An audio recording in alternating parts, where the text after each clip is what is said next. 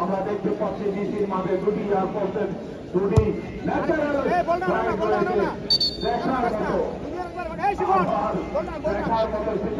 যারা মাঠে যারা দেখেননি আসলে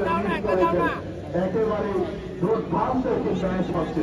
জয় পরাজয় বলে কথা নয়। আসলে এই ফুটবল আক্রমণ এবং পাল্টা আক্রমণের মাধ্যমে আকর্ষণীয় উঠেছে এবং যাত্রা শুরু উপজেলা একাডেমি সেখানে আমাদের মাঝে প্রধান অতিথি যারা